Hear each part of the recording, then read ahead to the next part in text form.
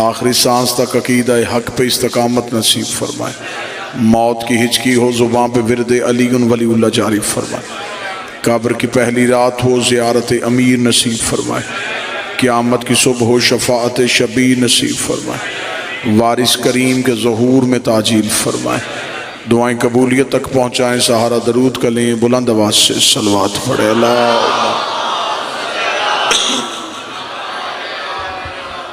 اجازت ہے ذکر شروع کیا جا سکے۔ اللہ کا کام ہے دین بنانا، نبی کا کام ہے دین پہنچانا، اور امام کا کام ہے دین بچانا۔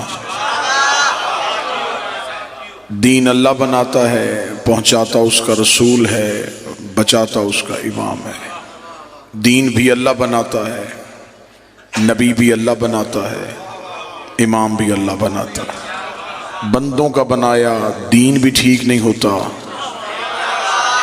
بندوں کا بنایا نبی بھی ٹھیک نہیں ہوتا، تو بندوں کا بنایا امام بھی ٹھیک نہیں ہوتا۔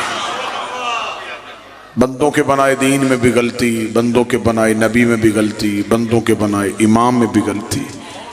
مذہب اسلام کے فرقوں میں سے ایک فرقہ نہیں بلکہ مذہب اسلام میں مذہب جعفریہ، اسلام ہی کو شیعہ کہتے ہیں، شیعہ ہی کو اسلام کہتے ہیں۔ میں اسے اسلام کا فرقہ نہیں کہوں گا، یہ مذہب ہے جو نبی کے دور سے زندہ تھا اور اب تک زندہ چلا رہا ہے۔ میں ملت تشیع کی ترجمانی کرتے ہوئے ببانگ دوحل منبر سے یہ اعلان کروں گا، مسجد سے لے کے خانہ کعبہ کے صحن تک ہم دیوار کعبہ پہ ہاتھ رکھ کے اعلان کرنے کے لیے تیار ہیں، ہم نے 12 مانے ہیں، بنائے نہیں ہیں۔ بادشاہ حسین عزت عطا فرمائے۔ ہم نے جنہیں ماننا ہے، ہم نے انہیں ماننا ہے، ہم نے انہیں بنایا نہیں ہے۔ ہمارے 12 ائمہ میں سے ایک بھی ہمارا بنایا ہوا نہیں، بنائے اللہ نے، ہاں ہم نے صرف مانے ہیں۔ دین میں امام کی ضرورت بڑی ہے، دین میں امام کی اہمیت بڑی ہے۔ وجہ کیا ہے؟ میں وجہ پڑھ دیتا ہوں۔ اللہ قرآن میں ہمیں کہتا ہے نماز پڑھو، میرے مالک کیسے؟ فرمایا جیسے میرا نبی پڑھتا تھا۔ متوجہ صاحبان ہیں مکمل؟ خدا حکم کرتا ہے نماز پڑھو۔ ابھی قرآن منبر پہ لے آؤ، بائے بسم اللہ سے لے کے سینے والناس تک قرآن میں حکم نماز ہے، طریقہ نماز نہیں۔ خدا نے یہ نہیں بتایا اتنی دیر قیام کرو، یہ سورت پڑھو، رکوع میں اتنی دیر جھکو، سجدہ اتنی دیر کرو، فجر کی نماز میں اتنی رکعتیں پڑھو، ظہر کی اتنی پڑھو، یہ نہیں۔ حکم ہے نماز پڑھو، کیسے؟ جیسے نبی پڑھتا تھا۔ روزہ رکھو، میرے مالک کتنی دیر کا؟ جتنی دیر کا نبی رکھتا تھا۔ زکوٰۃ دو، میرے مالک کتنی؟ جتنی میرا نبی دیتا تھا۔ کعبے کے چکر کاٹو، طواف کرو، میرے مالک کتنی دفعہ چکر لگائیں؟ جتنے میرے نبی لگاتا تھا۔ خدا نے ہمیں پورے دین میں نبی کا محتاج کر دیا۔ نبی کی اطاعت کے بغیر نہ نماز پڑھی جا سکتی ہے، نبی کی اطاعت کے بغیر نہ روزہ رکھا جا سکتا۔ اب ہم بہت بعد میں آنے والے لوگ ہیں، ہمیں کون بتائے گا کہ نبی کیسے پڑھتے تھے؟ قرآن نے تو حکم دیا ہے۔ جب حدیث کی کتابوں میں آئے تو کسی امام نے کوئی حدیث لکھی، کسی نے کوئی حدیث لکھی، کسی نے کوئی حدیث لکھی۔ ہر ایک نے اپنے امام کے کہنے پہ نماز کا طریقہ بدل دیا۔ کسی نے یہاں ہاتھ رکھ لیے، کسی نے یہاں ہاتھ رکھ لیے، کسی نے یہاں ہاتھ رکھ لیے۔ یہ جھگڑا قرآن کا نہیں تھا، امام کا تھا۔ یہ لڑائی قرآن نے شروع نہیں کی، امام نے شروع کی ہے۔ یہاں ہاتھ باندھنے والا نیچے کرنے کو تیار نہیں، نیچے ہاتھ باندھنے والا اوپر کرنے کو تیار نہیں، کھولنے والا باندھنے کو تیار نہیں، باندھنے والا کھولنے کو تیار نہیں۔ ہر بندہ کہتا ہے میری نماز ٹھیک ہے، میری نماز ٹھیک ہے، میری نماز ٹھیک ہے۔ یہ لڑائیاں بعد میں کریں گے، نماز کس کی ٹھیک ہے پہلے یہ پتہ کرتے ہیں امام کس کا ٹھیک ہے۔ جو بول سکے وہ ہاتھ اٹھائے۔ پہلے یہ طے کرتے ہیں کہ امام کس کا ٹھیک ہے۔ جس کا امام ٹھیک اس کی نماز ٹھیک۔ بسم اللہ صاحب، جس کا امام ٹھیک اس کا روزہ ٹھیک، کیونکہ امام معیار ہے عبادت کا۔ جنگ صفین اویس کرنی نے اپنے نوکر سے کہا مجھے وضو کے لیے پانی دے. وضو کا برتن نوکر کے ہاتھ میں تھا یا ادھر سے جنگ کا تبل بچ گیا. وہی اویس جس نے کہا تھا مجھے وضو کا پانی دے، اسی اویس کی آواز ہے جلدی کر گھوڑے پہ زین رکھ. اسے کہا حضور کدھر؟ فرمایا جنگ کے لیے. سرکار مسلح بھی جا کے آیا ہوں. فرمایا شرم نہیں آ رہی؟ نماز تو جنگ کے لیے جا رہی. اسے خبر تھی میں امام کو چھوڑ کے عبادت کروں گا تو اللہ عبادت کو قبول ہی نہیں کرے.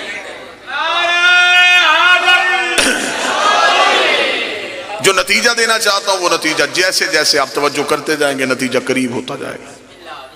اب یہ کون بتائے کہ نبی نماز کیسے پڑھتے تھے؟ مذہب اسلام کے مختلف فرقے، ہر فرقے کا ایک ایک امام. جھگڑا ختم ہو سکتا ہے، لڑائی بہت آسانی سے ختم ہو سکتی ہے. جس نے جو امام لے کے آنا ہے ہم ماننے کے لیے تیار ہیں، لیکن کوئی اپنا امام نام سامنے رکھ کے بتائے کہ کیا اس کے امام نے نبی کو نماز پڑھتے دیکھا ہے؟ کیا اسے نبی کو نماز پڑھتے دیکھا؟ لیکن جب ہم نے ان آئمہ کی ہسٹری پڑھی تو کوئی 70 سال بعد آیا، کوئی 80 سال بعد آیا، کوئی 95 سال بعد آیا، ایک سب سے آخر میں جو ہے وہ 125 سال بعد. انہیں کیسے پتا تھا کہ نبی کیسے پڑھتے تھے؟ اب اس کا مطلب ہے مذہب اسلام کے جتنے فرقے ہیں انہوں نے جن اماموں سے پوچھا ان اماموں نے مصطفیٰ کو دیکھا نہیں، انہوں نے مصطفیٰ سے مذہب کو سنا اور سن کے آگے بتایا. اب ہم سے پوچھو کہ ہم شیعہ ہاتھ کھول کے نماز پڑھتے ہیں، ہم شیعہ روزے کا وقت ایسا کیوں رکھتے ہیں؟ ہم سے پوچھو کہ ہم نے دین کہاں سے لیا ہے؟ عزت قرآن کی قسم ہے ہم نے کسی سے سن کے نہیں لیا. رسول سجدے میں ہوتے تھے، یہ پشت پہ ہوتے تھے. رسول بازار میں ہوتے تھے، یہ کاندھوں پہ ہوتے. اہل بیت وہ ہیں جنہوں نے نبی کو تنہا نہیں چھوڑا. صحابی دین مکمل دے نہیں سکتا کیونکہ صحابی گھر کے اندر نہیں جا سکتا. نبی کی بیویوں سے دین پوچھ نہیں سکتے اس لیے کہ وہ گھر سے باہر نہیں آ رہے. پیچھے ایک ہی اہل بیت بچتے ہیں، نبی گھر میں تو یہ گھر میں، نبی بازار میں تو یہ بازار.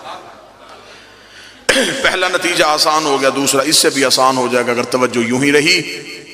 دوسری چیز ہے جس سے دین پوچھا جائے اس کا معصوم ہونا ضروری ہے. دین ہمیشہ معصوم بتاتا ہے. معصوم کے علاوہ دین پوچھیں گے تو دین میں غلطی ہو جائے گی، غلطی ہو جائے گی تو دین غلط ہو جائے گا. جب دین غلط ہو جائے گا تو پھر نماز، روزہ، زکوٰۃ، عبادات ساری کی ساری غلط ہو جائے گی. اب دین کس سے پوچھنا ہے؟ معصوم سے.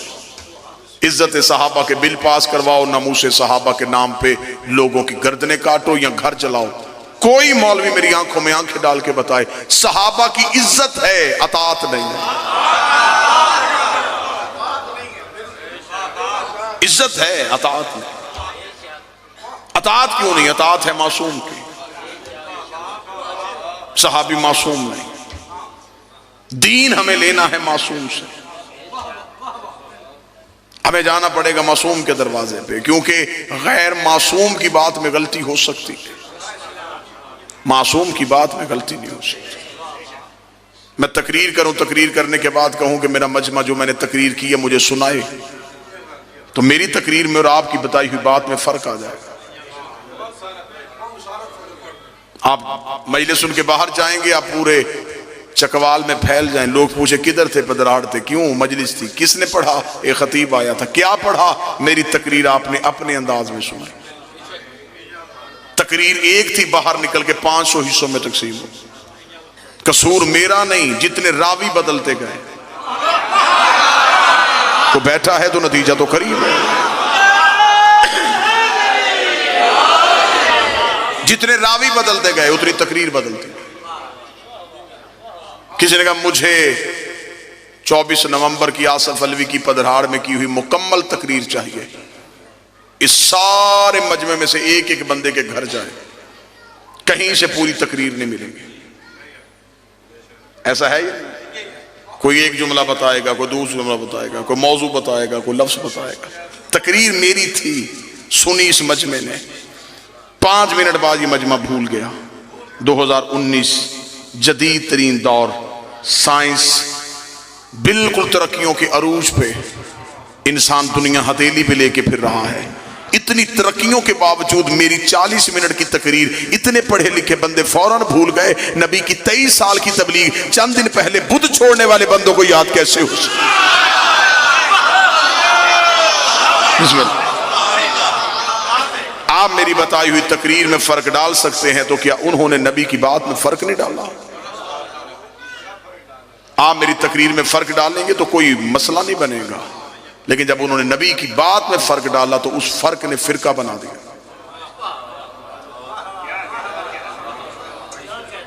ایک فرقہ ادھر ہو گیا، ایک فرقہ ادھر ہو گیا، ایک فرقہ ادھر ہو گیا۔ یہ فرقے نبی نے نہیں بنائے، یہ فرقے راویوں نے بنائے، اماموں نے بنائے۔ امام بتاتے گئے، امام نے کہا نہیں ایسے کرتے تھے، وہ جو فرق تھا اس نے فرقہ بنا۔ اتحاد امت کی کوششیں ہو رہی ہیں، ہر ایک چاہتا ہے کہ مسلمان ایک ہو جائے، کوئی ایسا مسلمان نہیں جو یہ نہ چاہتا کہ مسلمان ایک۔ جب اتحاد امت کی بات کرتے تو ہر مسلمان ایک کہتا ہے اللہ ہمارا ایک ہے، نبی ہمارا ایک ہے، قرآن ہمارا ایک ہے، امت ایک کیوں نہیں؟ یہ سوالیہ نشان وہ مجمع میں چھوڑ کے چلا جاتا ہے، جواب نہیں دیتا۔ جواب میں دیتا ہوں، اللہ ہمارا ایک ہے، نبی ہمارا ایک ہے، قرآن ہمارا ایک ہے، ہم ایک اس لیے نہیں کہ ہمارا امام ایک نہیں۔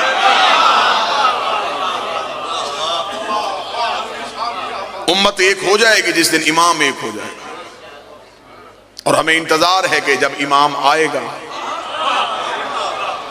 پھر ہر ایک کو اسی کے قدموں میں آنا پڑے گا، اور اس دن دین بالکل صحیح ہو جائے گا جب امام ایک ہو جائے گا۔ جھگڑا امت کا نہیں ہے، جھگڑا اماموں کا ہے۔ بات سمجھ آ رہی ہے نا سرکار؟ اب میری 40 منٹ کی تقریر بندے بھول سکتے ہیں، لیکن جو مجلس میں ویڈیو کیمرہ لگا ہے یہ نہیں بھولے گا۔ آپ کے پاس حافظہ ہے، اس کے پاس صلاحیت ہے۔ حافظہ، انسانی حافظے کی ایک علت ہے کہ انسانی حافظہ مخصوص چیزوں کو محفوظ کرتا ہے۔ آپ ابھی میری بات سن رہے ہیں، وہ لفظ محفوظ ہوا، اگلا لفظ آیا اس نے اس لفظ کو آگے کر دیا، اس سے اگلا لفظ آیا اس نے اسے آگے کر دیا۔ یہ انسانی حافظے کی کیفیت ہے۔ مخصوص چیز تھوڑے دیر کے لیے انسان کے دماغ میں سٹور رہ سکتی ہے، ورنہ نہیں رہے گی۔ حافظے میں صلاحیت نہیں تھی، کیمرے میں صلاحیت تھی۔ یہ میری بات کو محفوظ کر رہا ہے، محفوظ کر کے اس نے رکھ لیا۔ 25 سال کے بعد بھی اسے آن کرو، میں ایسے ہی بولنا شروع کر دوں گا جیسے اب بول رہا ہوں۔ نہ لہجہ بدلا، نہ تقریر بدلی، نہ لفظ بدلے، نہ روانی بدلی۔ پدھراڑ میں اگر لفظ کی قدر ہے تو میں یہیں پہ نتیجہ دینے لگا ہوں۔ ہم شیعہ مطمئن اس لیے ہیں، نبوت بول رہی تھی، امامت محفوظ کر رہی تھی، نبوت بول رہی تھی، امامت محفوظ کر رہی تھی۔ 25 سال کے بعد علی نے مدینے کی مسجد میں آ کے نماز پڑھائی تو اندھے صحابی نے چیخ مار کے کہا آج محمد والی نماز یاد ہے۔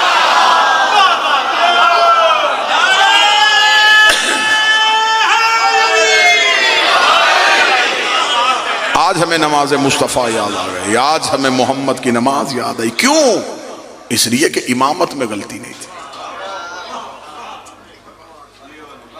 زمیندار ذمہ دار زیرک چہرے میرے سامنے تشریف فرما ہے، خلافت والوں کے گھر میں لڑائی دکھا سکتا ہوں، امامت والوں کے گھر لڑائی نہیں۔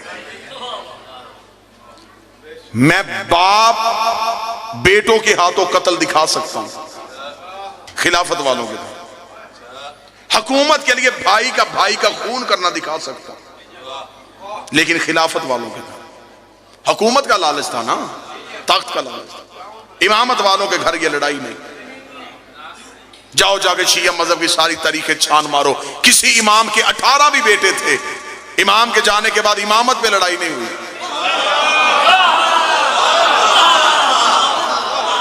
کہ اس امام کے گھر میں امام کے بیٹوں نے تلواریں نکال لی ہو کہ نہیں میں امام بنوں گا، دوسرے کا میں امام بنوں گا، تیسرے کا میں امام بنوں گا۔ امامت والوں کے گھر لڑائی کیوں نہیں ہوئی؟ اس لیے کہ انہیں پتا تھا امام ہم نے نہیں بنانا، امام اللہ نے بنانا ہے۔ تو پھر فیصلہ امت کیوں نہیں کرتی؟ جب امام کے بیٹے امام نہیں بنا سکتے تو غلام کے بیٹے امام کیسے بنا سکتے؟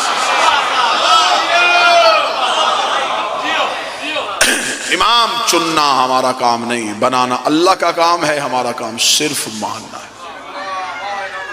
بادشاہ حسین ہم نے نبی کے بعد یہ نہیں دیکھا کہ تخت کس کے پاس ہے، ہم نے یہ نہیں دیکھا تاج کس کے پاس ہے، ہم نے یہ دیکھا ممبر پہ کون ہے۔